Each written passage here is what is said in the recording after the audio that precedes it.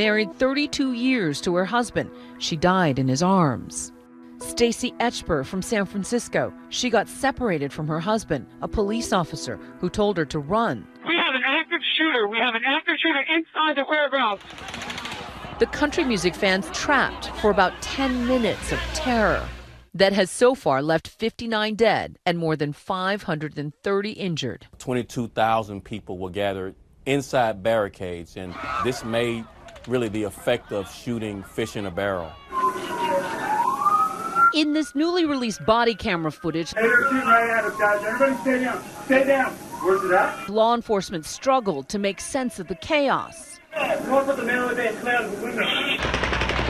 And these are the terrifying moments that play out in front of photographer Brendan O'Neill's camera lens. You were filming as you were running for your life. Yeah, it was just pandemonium. It was just people were trying to get out of there. He'd been backstage during headliner Jason Aldean's set and ran after hearing the gunfire. So we ran around the stage and we went behind the cop car.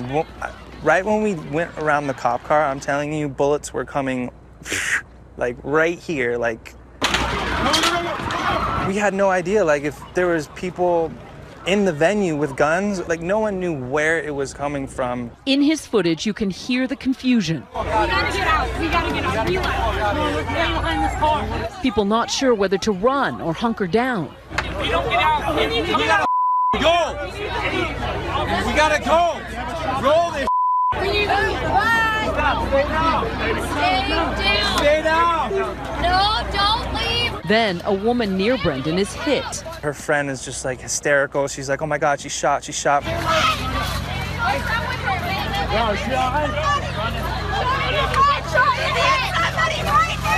My friend and a couple other people picked her up, brought her over to the police vehicle to like just get her out of harm's way, and she wasn't moving. I don't think she made, I don't know. It's just Painful to even think about. Yeah, it's just, You're getting emotional just thinking about it. yeah, it's just, it's. Las Vegas area hospitals would receive the hundreds of wounded, including Sunrise Hospital. Veteran ER doc Kevin Menace led the triage effort. There were bullet holes everywhere. Named by organ, and it was head, neck, chest, abdomen, arms. Today, we talked with Justin Burton and his wife Jade just goodness. after being So that's where it discharged. went in. He says his spinal injury is inoperable. So you still Oh have man, bullets two lodged in you. bullets from an AR-15, and he's walking without crutches, without a wheelchair. Incredibly, his doctor You got shot in told the him he'll make spine a with an full assault recovery. rifle? Come And on. today, he's going home. I'm just gonna do it. I just gotta get home. It's difficult for him to sit, but this moment is a milestone he's eager to reach. The bullets were designed to do maximum damage, a factor the shooter may have considered when planning the massacre. The world has changed, and you know, who would have ever imagined this situation? Authorities saying the shooter checked into the Mandalay Bay resort last Thursday with an arsenal and a first glimpse inside the killer's hotel room. An AR-15 seen through the battered doorway. That gun outfitted with a scope typically used for hunting and a bipod to stabilize the weapon. I see the shots coming from Mandalay Bay. Halfway up. Patrol officers working another event at the Mandalay Bay heard the shots, entered the stairwell, and evacuated nearby guests. A brave security guard moved in closer. He was advancing towards the room when the suspect fired through the door at the security guard and struck him. And as SWAT teams approached the 32nd floor, police say the shooter may have had eyes on them. There were 2 cameras located in the hallway so that the suspect could watch as law enforcement or security approached his room. And there was another camera placed inside the hotel room door peephole so that he could see down the hallway. That hallway camera seen right there on this service cart. Just tonight, ABC News obtained these images of the hotel room after the shooting ended. The magazine suggests there could have been over 1,000 rounds of ammunition in the room. In this chilling photo, the killer's lifeless body on the floor. Authorities labeling the shooter's girlfriend, Mary Lou Danley, as a person of interest, especially after the discovery by police of so many weapons, so much ammunition and explosives at this home they shared in Mesquite, Nevada. She had to know something, at the very least question him as to where are these weapons coming from? Why do you have all these weapons?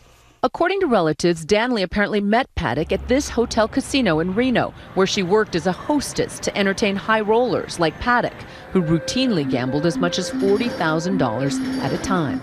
But what's still unclear, the killer's motive for committing now the worst mass shooting in modern American history. With so many feeling so powerless, there have been tangible ways to help. Take a look at how many people are out here. It just keeps going. Hundreds waiting for hours to donate blood. And a fundraising website to support victims. That's really sad. Taking advantage of people like that. It's wrong. In just one day. As the stories from Sunday night continue to be told, there's a common thread: anonymous acts of heroism in the moment of unspeakable terror. Sheldon Mack told my colleague David Muir one of those stories today. And then I saw a girl got hit in her leg, so I helped her back up. And then as I was kind of guiding her, I got hit in my elbow and midsection. Wow, you hit twice? It was bleeding pretty good. And then hit 2 or 3 times by this guy. Some hero come and save me and throw me and take care of me. Which, do you know his name? I wish I did. And he came all the way to the hospital with you? Yeah, he wouldn't leave my side. He saved my life. Well, if he's watching this, what do you want to say to him? I can't thank you enough. My gratitude is unmatched, and the whole hospital team here as well. I just owe you my life, literally. We have more now. On the race to save those hurt in the Las Vegas attack, Nevada has just one level 1 trauma center, and that facility and the other hospitals in the area desperately trying to help hundreds of victims. Lindsay Davis is at the University Medical Center with more. Good morning, Lindsay. Hey, good morning, Michael. Just to give you some perspective on what the hospitals here have been dealing with at UMC, which is a hospital right behind me. Just for an example, prior to last night, the total number of patients they'd ever received all at once was 17. Last night, they admitted a total of 104. This morning, a look inside the race to treat the injured. Las Vegas area hospitals working around the clock to help the hundreds of wounded. Desert Springs has no available beds right now. Medical personnel saying it's like nothing they've ever seen before. We've actually had a number of mass casualty incidents come through this trauma center, but nothing in this magnitude. At Sunrise Medical Center, they admitted 180 patients. It was nonstop. It was an impressive evening. Some like 18-year-old Addison Short awaiting surgery, her lower leg fractured, a bullet still inside. I tried to get up and my foot literally just felt like it was disconnected, like I just couldn't run. The college freshman says she's grateful for the stranger who helped pull her to safety. I really wish I knew who he was so I could thank him. Hospitals, including the ones here in Las Vegas, regularly train for mass casualty events. But does this compare with any kind of training? You know, our latest training, ironically, was with an ER physician who was on duty at Orlando Regional Hospital the night of the Pulse nightclub attack. He was here just a couple of months ago. Right, and that was so crucial because that physician that was on duty in Orlando the night of the Pulse nightclub attack was able to. Wow, he just happened to be there. Come on. Man, these guys are giving themselves away. We understand there's been an incredible outpouring of support as well. Yes, just for one example, the sheriff yesterday morning announced that there was going to be a GoFundMe page created for the victims. In 7 hours, they raised $1 million, Michael. Wow, that's great. All right, Lindsay Davis, thank you so much. So you came back here today. What's going through your mind? So it's kind of weird because, you know, you're kind of in shock for a long time. So like last night, you know, I was with my mom and, you know, you cry and then you don't cry and cry and then you don't cry. But just coming here and, you know, just seeing the window and just being at the scene and stuff, you know, I think it all kind of just hits you at once. You know, luckily me and my mom got out. And we didn't even get hit, which I don't even understand. Maybe because there's no one shooting. There are so many people who not only died and were injured, but, you know, last night, you know, my sister lives in Vegas, so we got to go home. You know, there were so many people here who were so misplaced for such a long amount of time and so scared. And the people, you know, in the hotel room who were on, you know, lockdown, I can't even. What are you wiping away? There's no tears. We were lucky in so many ways, you know, we weren't hit. Yeah, and you got your 15 seconds of fame. Good for you. We got to go to a home and sleep in a bed and stuff, you know, it's just, it's just a lot of feelings. It's very sad. Describe to me where you were last night and what was going on around you. So we were right in the middle of the crowd, you know, a few feet away from the stage, you know, maybe, I don't know, 50 feet away. And all of a sudden, you know, you heard everyone keep saying, you know, it sounded like firecrackers. And, you know, the second I heard the shots, I actually turned to start running, but no one else was. And a lot of people were vaping, and so you saw that smoke and you thought, okay, maybe it's just firecrackers. So then it started, you know, the first time it was just a few shots, and then it, you know, and that's when everyone got down and Jason Aldean ran off the stage. And we just got on the ground, and my mom just laid on top of me, you know, shielding my body to make sure that I didn't get hit and stuff. And we were just laying there, and we were just like, what the hell is going on? Like, it was just so she's crazy. laughing. So then everyone That's was like, crazy. you know, we need to get up, like, we need to start moving. And someone was like, you know, we need to move as a group. So then everyone got up, and me and my mom looked to our left, and we saw a girl like 5 feet away from us, dead, I'm pretty sure, laying on the floor. Cute, you know, beautiful little girl. And so we just got up and we started running, and, you know, you just hope that you don't get shot in the head or in the back.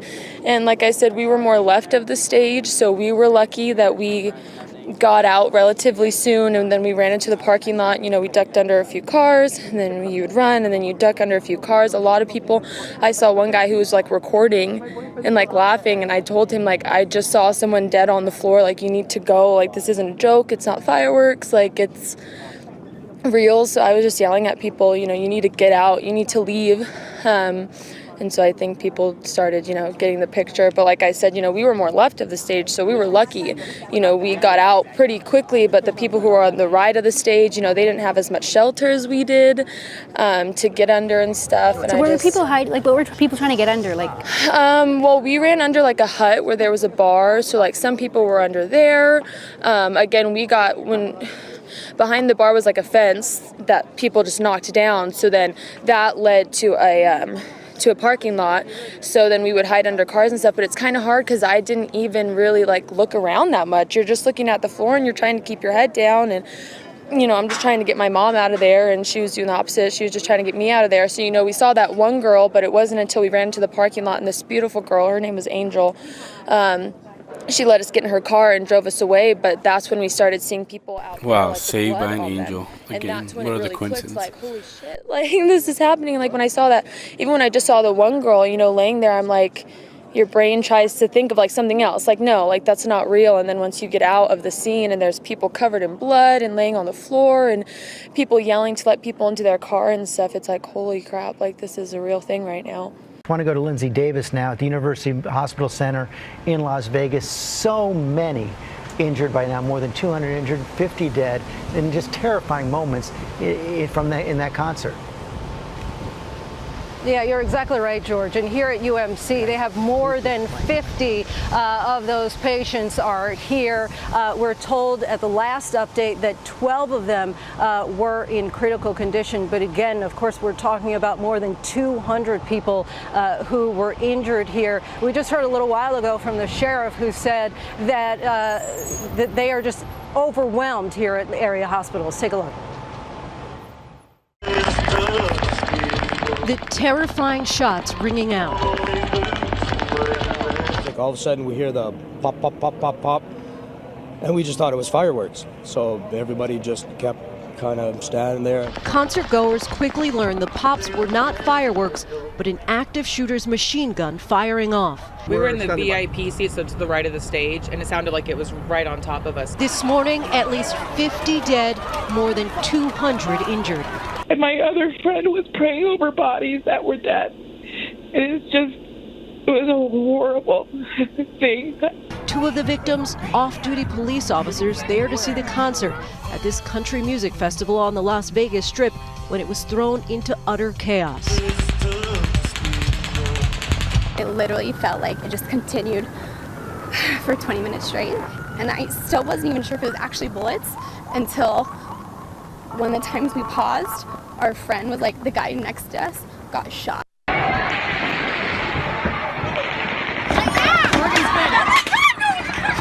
concert goers scrambling to take cover. A stampede sending hundreds toward the exits of an open-air arena. Everyone was kind of slow to react, but once they did, then it was just crowds running, like pandemonium of people just like running every direction they knew how. Those who made it outside found anything to hide behind in the madness. Everyone hid behind cop cars. One woman says her car became refuge for one of the wounded. There was a gentleman that was shot, and he said, "Can you help me?" And so I put him in my car, and I had 6 people in my car, people with shoes, running just to get away. And with emergency crews quickly arriving on the scene, tending to the wounded, reports of victims even fleeing onto the Las Vegas airport runways.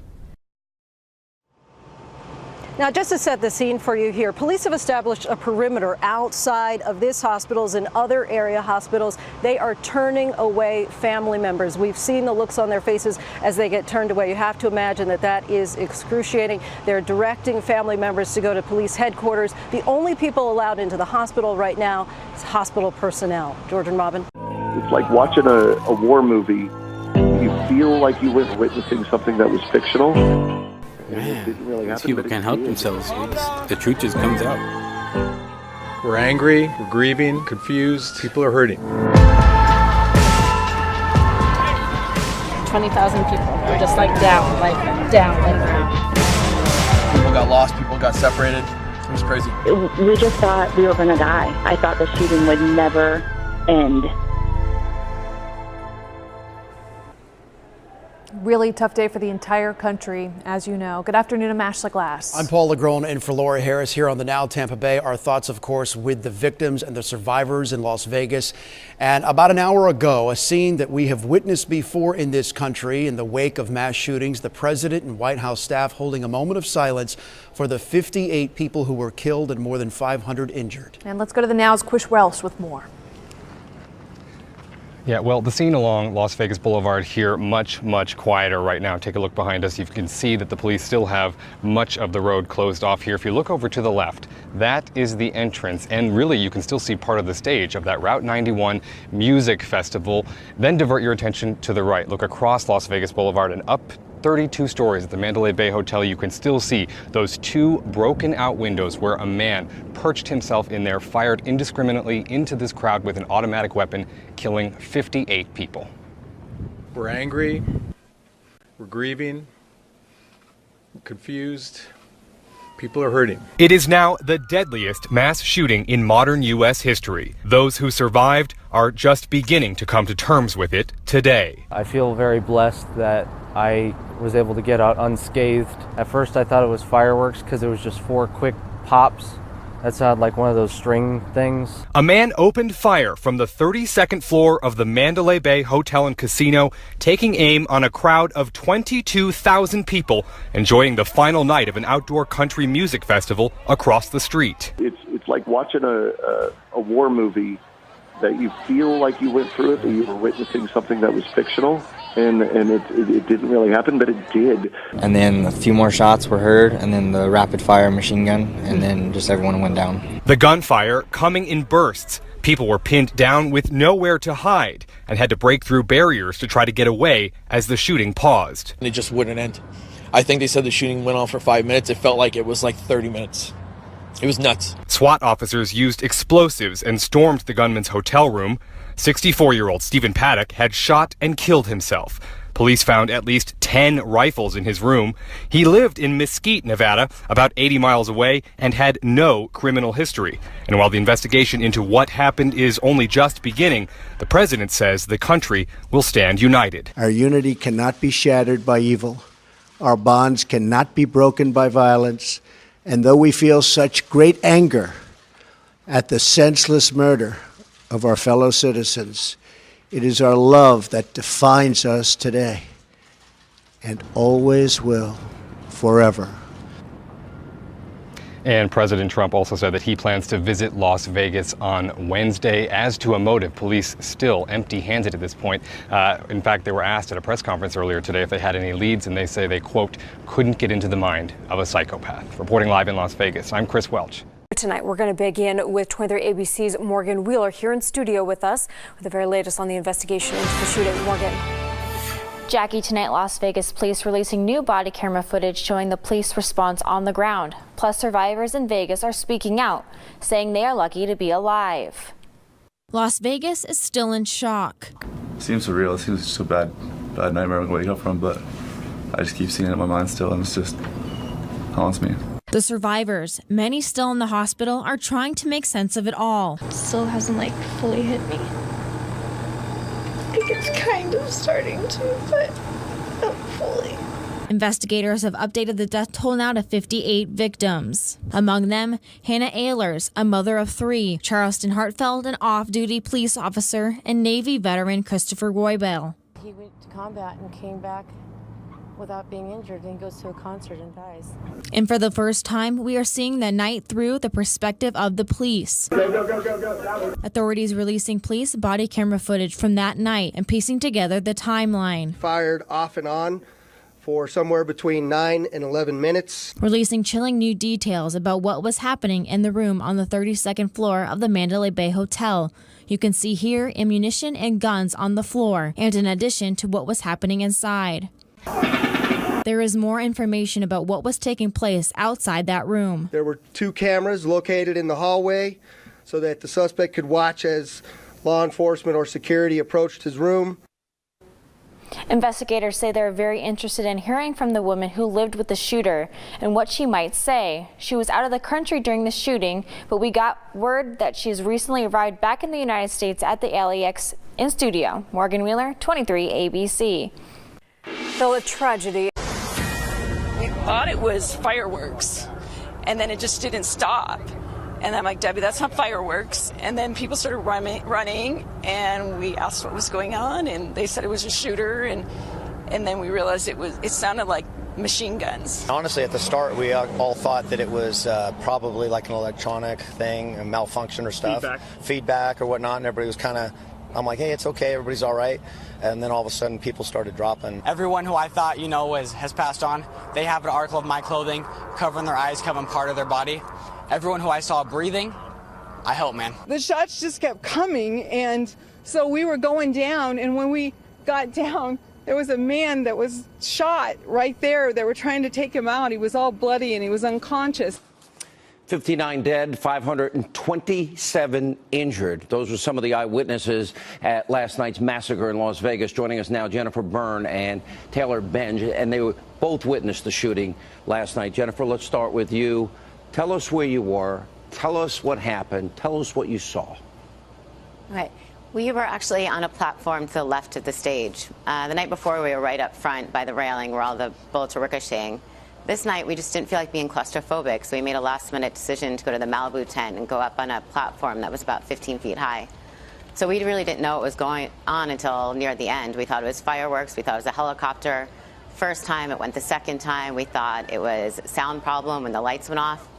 And then we saw people running the third time, and people told us, get down. And we got down, and the bullets were going over our head, and someone said, just run. And we jumped off the side of the platform. So scary. It's got to be terrifying the moment you realize what's actually happening here. Taylor, tell us your story. I was on the right side of the stage, probably just opposite of her. And, at first, like a lot of people say, it sounded like fireworks. But that soon erupted into a lot more than that, and I started to realize something went wrong as soon as the artist ran backstage and the lights turned on. There was a gentleman about 5 feet away from me to my left side with a bullet wound right under his chin, and oh man, I could see in his face he wasn't there anymore, and that was one of many faces, and unfortunately. A lot of people didn't make it out, and a lot of people didn't know what to do at the time. You mean he literally had gotten hit in the chin and the face? Yeah, he got hit right under here, and there was another gentleman. I didn't see him, but my sister did, who was hit in the temple, unfortunately.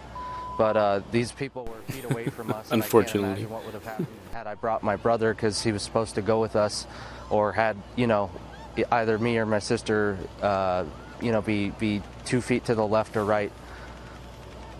When we show these images and these still pictures, the field clears, And then you saw people racing out in the middle to help all of those people that were injured, maybe fatally. They didn't know when they were helping them. Did you also see that part going on? I saw a lot of people helping.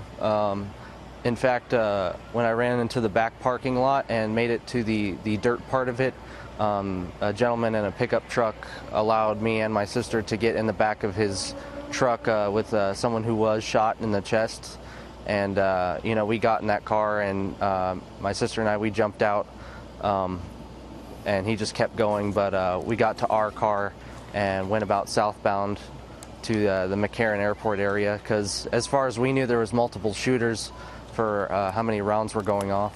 Well, you just hear it. It's chilling. It's beyond chilling. Jennifer, when you finally recognized what had actually happened here, and you looked out and you saw what was happening and people scattering, what did you say? We just ran. I was with two other girls. We lost each other immediately. We all went in 3 different directions. One friend ended up hiding in a dumpster outside of McCarran by the tarmac. Another one got in an SUV with also 3 victims. All and right. I just ran to the left, but the farther away, through back roads away from the strip, and the farther I ran, the gunfire got louder, and it felt like it was getting closer, like they were right behind you, which led us to think there were multiple shooters. It sounded like there was they were super close behind us. Yeah. And the farther you ran, the closer they got. Many lives were changed They say now might last be the night. ricocheting of bullets. But Jennifer, Taylor, thanks for sharing your story with our audience. Sorry you both had to go through that. And our thoughts and prayers, obviously, with the families, as I'm sure many parents now with their kids in hospitals, and they don't know the outcome of this yet. The country western concert, and you were right near the front. Corinne, what just started happening? They started shooting, and everyone stayed down. And as soon as everyone started to get up to run, they just kept shooting. And it's like literally like 5 minutes of just shooting, and people just kept dropping. And it's definitely someone on the ground. Definitely, most definitely. The way they herded the crowd and all of us, and then they kept coming. They even came into the back staff parking lot and shot people out there too. So they just kept coming, and I hope they get them. Everyone had to fall on top of each other, whether they were alive or not, basically. It's just to stay down, because every time people got up, they just started shooting. And it wasn't like, it was like, just kept going. How long do you think it went, Taylor? Felt longer than 30 minutes, but it must have been at least 10 minutes. You obviously, nothing has happened ever like this before. Oh, no, this is crazy. I really hope that they get some sort of policy, not just Vegas, everywhere. Some kind of policy to where when this stuff happens, there's someone right there. How much they shot, how much shooting was going on, and them not being taken down. And like I said, there's definitely someone on the ground. So this witness, Corinne, she got busted. Some sharp-eyed viewer caught her on Dr. Phil, on an old Dr. Phil, which really kind of relates to this this whole thing. Okay, so this goes to show how this, they get low-budget actors and actresses, and for this completely bogus crime scene. That whole thing was a mischaracterization. You made me look horrible. Is this a mischaracterization of her? No. Next, Dr. Phil. I really hope that they get some sort of policy, not just Vegas, everywhere. Some kind of policy to where when this stuff happens, there's someone right there. I can't say that I would do what you did. You didn't run, you stayed, and you held these 2 men as they were dying in your arms. How did you do that? Something wouldn't let me run. Like, everybody was running out the door and something wouldn't let me go. And so I was kind of kneeling on the ground, and I had my hand on the guy's arm, and I moved it down, and his hand was down, and I had my hand over his hand, and I could kind of feel his fingers like wrapped around my hand, wrapped around my fingers. And then as the guys were basically, I could still see their backs, were running back in, I felt like a squeeze on my fingers, and then I just felt the fingers go loose. So we called his mom, and I said, I promise you, I swear to you that I will not leave him. I will stay with him until this is over. And then she started telling me about him. you know, that he's covered in tattoos, and that when he was younger, they called him Blimpy or Blobby because he was blimpy when he was young. I was there until about 3:30 in the morning, so for about 4 hours, I was sitting with him. But I would like to think that if it was me, that somebody would have let me sit there alone. I think Jordan will be with you I always. don't want him to be a John Doe. Whoa, was that a laugh? He's not. He is not. You are a hero. His name and who he was and what his mother called him when he was a little boy will be remembered forever. Heather, thank you for what you did from all of us. Welcome back to Hannity. We're broadcasting live. We are in Las Vegas tonight. Joining us now, Tony Berditis is with us. His wife, Denise, died in his arms Sunday night after the gunman opened fire. Also with us is Kelly Huff and her daughter, Cassidy Huff. Cassidy, battling cancer, finished chemo treatments just prior to attending the concert the other night. As she was running, she was helped off by police, off-duty officers, when she became too weak to run after the shooting started. By the way, thank you all for being with us. Really, really appreciate it. Tony, you're married 32 years. 32 years, yes, sir. And you have 2 kids. Tell us what happened. And your wife died in your arms. 32 years, every day was better. 2 kids and 4 grandchildren, and the 5th one was on the way. Wow, he's smiling, and his wife was just killed yesterday. Okay, I just want to say, you know, I have a wife and kids of my own, and if my wife just was, I mean, savagely murdered like that for no reason, my whole world would just be shattered. I mean, this guy and his whole family is so calm, they're smiling, you know. This is ridiculous. How this is just utterly ridiculous. She was right at me, and when we went to leave, we were holding hands, and when she was struck, she was behind me. I turned and looked at her. She was struck in the head. Yes, sir. It's unfathomable to me. I mean, we had John Rich on the program, Kaya Jones. They were upstage. Remember, God Bless America? Absolutely. About an hour before. Great. Unbelievable. How's your family? They're doing well. We all have our ups and downs, but they're doing well. They've supporting one another back home, and we're ready to get Denise home and let everything start to heal. I'm so sorry. Thank you. I'm so sorry for all that you're going through and all that you've been through. Cassidy, you're a young woman. You just finished your last chemo when? Of course. In August, the first week of school for Nevada. And you're just beginning to feel better. Yes.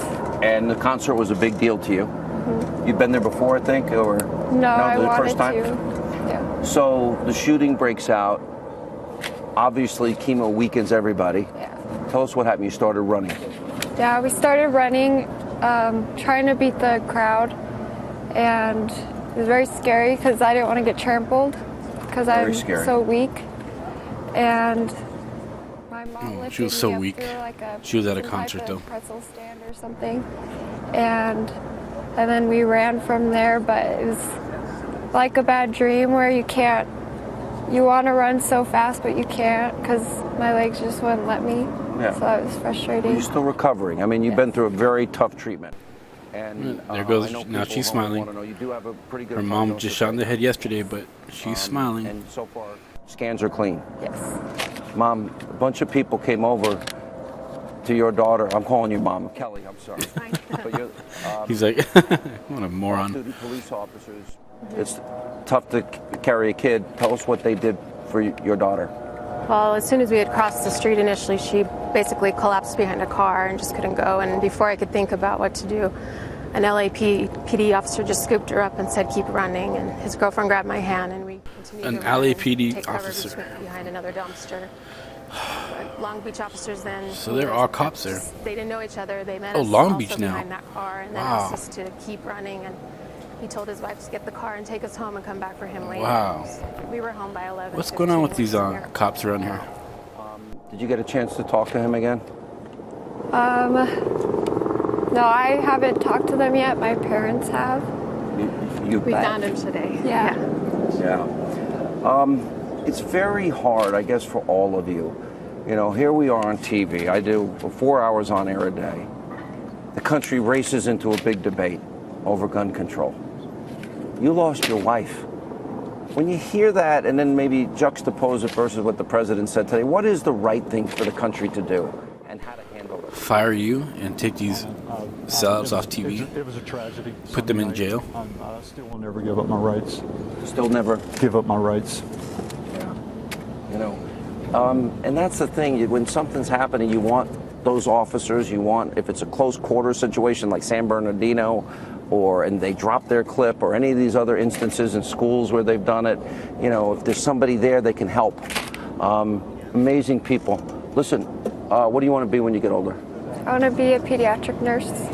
Wow. Are you inspired by the nurses that? Yeah. All right, you're in our prayers. God bless you. Okay. Thank you for coming by. Our thoughts and prayers. I'm so sorry. I really am. Just the world to know Denise and her smile. If you haven't seen it yet, you need to find it. 32 years. 32 years. Wow. And our prayers are with you. Just stop at your head, man. Children.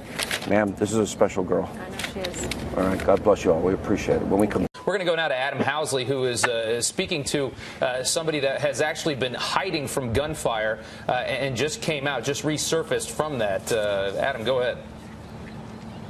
Yeah, Robert Hayes with the LA Fire, and you were here with your wife at the concert. Yeah, my wife and a couple friends for a birthday event. Another firefighter. The reason why I'm glad I'm talking to you is I know being a firefighter, you can understand being at what a breaking situation is like this and a tragic situation. You're up at the front of the stage. Tell me what you were just telling me. Absolutely. We were actually in front of the stage, and my wife and I said, hey, let's go grab something to drink. We've been here since 4 or 4:30 in the afternoon. We honestly went to the little VIP lounge up front, grabbed a drink, mingled with some other friends, and then all of a sudden we heard some pops when Jason Aldean came on to perform. And honestly, at the start, we all thought that it was probably like an electronic thing, a malfunction or stuff. Feedback or whatnot, and everybody was kind of, I'm like, hey, it's okay, everybody's all right. And then all of a sudden, people started dropping by the stage area and up front by us. You're a firefighter. I've talked to a lot of folks who came out who were heroes. Blood all over their bodies, missing clothes because they used them to help try to stop the bleeding. You're telling me some stuff that you saw. I mean, I can't even fathom. No, it was pretty much like a war scene inside. I've seen a lot of stuff in my day with the fire department. It was hard to see even the bodies that are outside down the street here that were carried probably a half a mile from the incident. Honestly, I'd probably pronounce 15 to 20 people inside. It's a very sad day on an event like this, that something that never should have happened. So you said you think you believe 15 to 20 people that you saw that were dead inside? I know I pronounced 15 to 20 people inside, unfortunately. I do. First off, you have to be a medical doctor to pronounce people dead officially. One of the hotels right now. And you went back in with SWAT, right? I went back in actually with SWAT. They gave me a vest, identified myself. Actually, I never went back in. SWAT gave him a firefighter a vest, and they give him a gun too. Made sure everybody that was DOA at the time, I rechecked everybody. I was with another medic from the fire department, and I went back inside, and it's just something that we do. I wasn't trying to be a hero. I wanted to make sure that I wasn't leaving anybody behind. How many people do you think were taken out of here that were shot? If you had to guess. Well, I know that unfortunately in the parking lot backside of Mandalay Bay right here, I had a couple gentlemen. I was doing a staging area with some of the bodies that I was dragging up the stairs, which was really sad. Unfortunately, right over here, there's a gentleman that was with his wife, and the other gentleman down here. Just answer the question. And some of the freezers and stuff to pull people out of here. I just went down to recheck with one of them, a gentleman I just met. I didn't put a face on it, but he's from Alaska here with his wife, and it's a sad day. I mean, when we walked up on this earlier, I said that was probably used as a gurney. When I just met you, you walked over and you said, you know what that is? And I said, that's a freezer that's probably used as a gurney. So you're telling me that really was, they used as a gurney, and the tables that were inside were as gurneys as well. They were using everything we can. We're using the rails between the partitions in between. We were carrying bodies out with that as well. So I was just trying to get bodies inside to pull them outside so we can do some kind of triage. So before we got the fire department in here. High-powered rifle, we believe. I could hear. We listened to the video that I've listened to. From some of the incidents I've gone on in the past, it was a high-powered rifle. It was probably, honestly, an automatic, and then, like I was talking to some of the PD that went in with me, then he probably put it into the semi-automatic mode. That's when you start hearing the pop, pop, pop. And you said that some of the people you pronounced dead were very clearly hit in the head, unfortunately, but that means this individual knew what he or she was doing. Well, I think with 30,000 people, honestly, in the arena area, that it was kind of like shooting goldfish, unfortunately. He didn't have to be good or whatnot, or he or she. It was just a reckless situation, and it's a sad, sad day. You're a firefighter in Los Angeles. You've been obviously to a lot of tragic events. I mean, how do you explain to somebody who's watching this right now going, holy smokes, what is happening in Vegas? Well, what I don't understand is the same thing with 911 when all this stuff happened. Everybody came together and tried to create maybe a positive atmosphere for everybody else. This is a tragic situation that everybody came to have fun, and it was supposed to be a fun event. The last day, we were here celebrating a birthday with my friends, and then it turns into a tragedy, and it's sad in our society that didn't even make sense. I just got to mention this again. You're a first responder from LA here for a birthday. I work in Venice Beach. You work in Venice Beach, and you had to pronounce 20 people dead tonight. Unfortunately, I did. It says 2 dead. Yeah, and he's saying he personally pronounced 20 people dead. Everybody's families. And I try to give condolences, and the 3 over here, I actually made face with them inside, and somebody said there's 3 bodies that were here. I mean, you can tell that's probably a half mile from where the incident took place. But I wanted to go back and give face to somebody that maybe they could, I put my arms around them and told them, hey, just try to remember the good times. I mean, I deal with stuff in my whole career that we have to put back in our heads, and we have to deal with our own families and friends, and it's just something I do. So, and all my brothers that do it as well. I know you would, and sorry, I mean under circumstances. I mean, you guys, he has blood on his shirt, on his shoes. We've seen this time after time, and I had to meet you under these circumstances, but I'm, to put it into perspective for us, you are a first responder. I mean, this is what you do, and I appreciate you telling us. And prayers with those who were lost. Guys, back to you guys in New York. So many stories of heroes emerging from the horror that happened in Las Vegas. First responders and regular Americans rushing in, risking their lives to save others. And one of those heroes, a paramedic who ran through the gunfire, ran through bullets to aid those victims and his own medical team. Paramedic Glenn Simpson was one of the first people to start helping all of the injured, and he joins us now. Glenn, I just want to say thank you. Thank you so much. You're a hero. What was it like? What do you recall? Take us back and tell us what happened. Oh, thank you for having us this morning. It's still all a little bit of a blur. Walking through it, trying to remember exactly what happened. I was on Las Vegas Boulevard when the first shots were heard before the music had even cut off, and definitely didn't know what to expect. Once I saw the officers draw their weapons, I knew this was the real thing, and at that point I made the decision to run into the venue and hide behind a bar. Are you glad now that, I know weren't you on the ground before this concert, and you had 5 ambulances there, and you had like 16 men and women paramedics that were ready to help if there was, a minor emergency that you might expect with 22,000 people? Yeah, that's correct. We were providing medical standby services for the event itself. We were there on Friday, Saturday, Sunday, and it was business as usual. Not the first year that we've provided services for the event. So the weekend was going as planned. I bet when you were training to be a paramedic, you never thought you would have to, that it would lead to this. We all kind of get into the business for the guts, the blood, and that sort of thing. And I've been doing this for 13 years now, and no, I never thought I would be presented with such a situation. How many lives do you think you saved? I remember a lot of faces. I remember looking at a lot of Zero. faces of people Just tell the that truth. I Zero. know did not make it.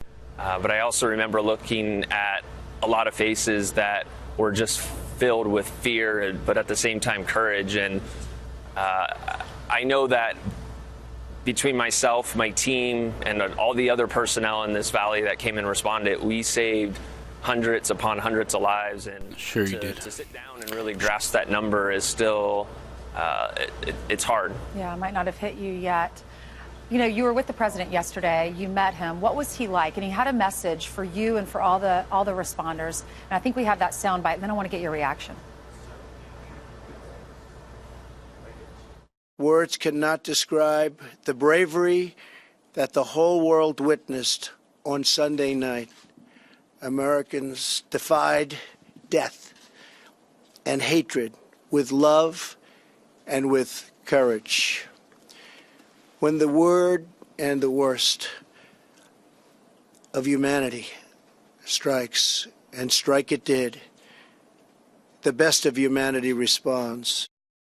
Glenn, 2 questions. What was he like, and what did that message mean to you? You know, just listening to those words again kind of sent chills through my body.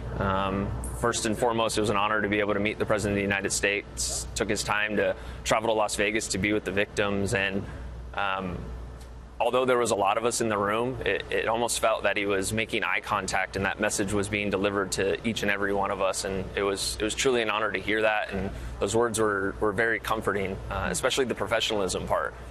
You know, we've heard so many stories over the last few days of, different responders telling us what they saw. Is there one story that really sticks out to you that you want to share with us? It's definitely not the feel-good story, but I recall somebody who was younger. He's probably in his early 20s, and I watched him change color throughout the duration. And it was one of the hardest things to watch. He had been shot in the chest, and bystanders were assisting in applying pressure, and it's an image that I know will live with me forever. On the same note, there was a female that she was driving a pickup truck, and she just wanted to take people to the hospital, and she looked at me with tears running down her eyes and says, "I don't know where to go." And I looked at her in the face and I said, "Grab your phone and type in Sunrise Hospital." It's been a week. It was a day of many, many, many emotions. Mm-hmm. I hope you're able to find out who that young man was that died before your eyes, because I'm sure his parents would want to know that someone was there holding his hand. Just tragic. And as a parent, it's something that I just can't imagine. Thank you, Glenn. Thank you for being a hero. You're amazing. God bless you. Room. Also tonight, we are hearing more from the men, the women injured in that attack. I went today to visit with one of them, Rocky Palermo, at the hospital, and I want to play for you now my conversation with Rocky. Well, Rocky, I know you're about. Rocky's all smiles. And you are overjoyed about that. Beyond. How are you Overjoyed. Just want to get out of here, feeling a little sore. Just a little sore, Rocky? Move on to the next chapter. You just took your first steps? Yes. So you came here, you were in your bed. And didn't finally get up until the discharge papers came. One of the things that is so stunning about your situation right now is that you're walking out of here with a massive wound and a Band-Aid. A massive wound. Can you just show everyone? Let's see your massive wound, Rocky. What just happened? You're a hunter, so you know. Oh, he's a hunter. Oh. So this is where the bullet went in? Oh, yeah, look at that massive wound. Tiny little, half the size of your pinky nail. And there was no exit wound, but everything kind of moves around, and you kind of get left with a bruise, I guess. And there's going to be a whole bunch of inflammation, and dang, he took that shot like a champ. And we can move on. But well, I'm not afraid to get shot anymore. Neither should anybody else be. Never coming out. We have a souvenir. Oh, making jokes about it. Shrapnel, right? Yes, It's in all sorts of pieces right on the inside of your pelvis, essentially. Yeah, exactly. Probably 20, 30 pieces. And they said if it was in one piece or one big piece and a couple small pieces, then we can go get it. But due to the fact it just more or less disintegrated, you'll be in there picking them with tweezers, and that's when they said you'll do more harm trying to get it than just leaving it. When you leave today, you're going to be with your parents, Mm-hmm. and you're all going to try to drive all the way home today, California. Or to try and get there. So What a joke. This guy is a freaking joke. I want to make sure people understand that. You understand gunshot wounds, you understand shots. Oh, I've never been shot personally, but And you're wow, he actually told the truth. And I'm assuming because of the adrenaline and everything going, it just felt like almost like someone flicked me with a hot fingernail or smacked me with a hot spoon. And I just knew right away, though, what it was, because it wasn't a firework. And just kind of rubbed myself, and it was all red. And So when you get shot, it feels like someone flicks you. Huh. You realized you were running. Yes. You had basically fallen with a whole group of people, right? When you were shot. Correct. So you were shot as you were lying prone. Just standing still, just trying to cover up the friends. And then you managed to get up. Your friends helped you. Mm-hmm. You're running as you're bleeding. We're running, gushing down blood, and finally tried to distance ourselves between us and where the gunfire was coming from. Found a barrier, and that's when I noticed I was just completely, from my waist down was just completely covered in blood. Did you think you were going to die at that time? I didn't think I was going to make it out of there with 22,000 people all running. Everyone's looking for either a cop or an ambulance, and I'm not running as fast as everyone else. I sat at the car, made a phone call to my parents, told them I loved them. There was a terrorist attack, and I was shot. I'm going to try and make it to a hospital, but I just want to let you know this is what's going on. Luckily for me, my parents were in Laughlin, which is about 2 hours from Las Vegas, maybe an hour and a half. And by the time I got checked in here, they were here within 5 minutes. Everything just worked out great in that sense. Did you think that was your goodbye call to them? I did think for a chance I was going to be the last time I talked to them, definitely. And yet you were able to hold it together and get to a hospital. If it wasn't for my two friends, Scott and Allie, that kind of just kept me going. When we tried to run from the car to keep going because we heard the gunfire coming towards us, if it wasn't for Scott and Allie, I definitely wouldn't have made it out of there. They were my support. They were my drive to keep going. They were the wind beneath his wings. Telling we have someone wounded. Scott's just keeping me going, keeping me up. You lost the ability to move at some point. My right hip finally just said, we can't move anymore, and at least on that, so I just had to use all my leverage on them, and they just kind of... They dragged you. They dragged me along. When you found... There were no ambulances. I mean, there were a lot of ambulances, but there weren't enough. There weren't any stationary. They were all... So someone stopped to help you? Correct. Tell me what happened. Someone literally got out of the car? Somebody stopped in the car. There was already 4 people in the vehicle. There wasn't enough room for me. Somebody gave up their seat. They weren't injured. Someone gave up their seat for a complete stranger to go in there and take that seat. If it wasn't for all that happening, we wouldn't have been having this conversation at all. Rocky, thank you so much. And I know that you just literally just took your first steps, and now you're going to be walking out of here.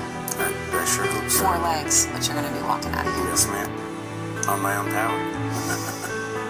Well, thank you. Thank you. I'm so happy for you that you are here for your parents. Yes. They're going to be able to be with you and take you home tonight. Yes. Couldn't be more excited. I think I've been shot in the head. And she looked, and there was blood all down the back of my head, down the back of my neck, down my pants. And I felt it, and it was like spraying out. And so I held it, and we ran to another cover where 4 other people helped me. They took their shirt off, wrapped it around my head, and helped me get to the road. And then she asked the police to help, and they stopped a random passerby, and she let me go in the back of her car, and she brought me to the hospital. It went in and went along my skull and came out about 3 inches later. So if it was an inch over or even a different point of trajectory, it would have been in my brain and I would have been gone. So Where did it go? It came. Even the reporter finds this one hard to believe. And it came out about 3 inches later along my skull. Like on the like the outer surface. Right here and here, and it went along my skull. When we got to the hospital, we got separated, and I had his phone in my bag, which was dead.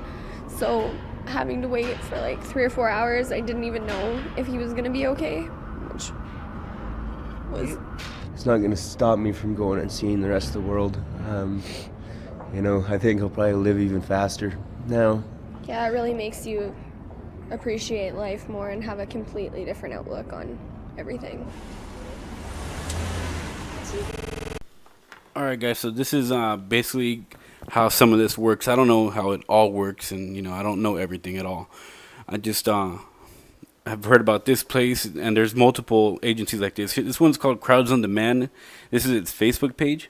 You can go in and call. It's based in Beverly Hills, and I have actually seen it and called, and there's a guy who answers and says to come on, to actually fill out the application online. And I believe I attached the online web page here too, but you can click on it. Yeah, this is it right here. This is the web page, their homepage. You can click on where to apply and fill it out like a real job, and like you really can work for these people. Of course, they screen you, and it's better to be recommended, brought in by someone else who's already working for them, and and you get paid $15 to $20 an hour, plus the rooms you stay in wherever you go is free, and they pay for your gas or however you have to get there. Here's a Craigslist ad. This one was the one that that was right on Craigslist right before the Charlotte incident. When the guy ran those people over supposedly at that KKK event. Okay, so here you can see the ad for that. It's a real ad. That one was paying $25 plus per hour. Not to mention, they get the GoFundMe. A few of them get the GoFundMe accounts, and you get a lot of money right there. This one's the one that was a screenshot right before the Vegas incident. So people all over are have their eyes and ears open, and they know that this stuff goes on, and they're these people are getting found out. Thanks to the people who see it and say something. It takes courage to speak out against this, because you're going against the grain right here, okay? And people look down on you. Doesn't matter. Who cares what people think? They're going to talk shit anyway, so I really don't care what people think. I just want to get the truth out there, and hopefully the truth leads people to open up their eyes, and ultimately gives glory to God Almighty, okay? So that's my goal, and it's all about Him, and I'm just grateful for being in His light, and I just hope that many people open their eyes through this video and through the other videos that we do. God bless you guys. Take care.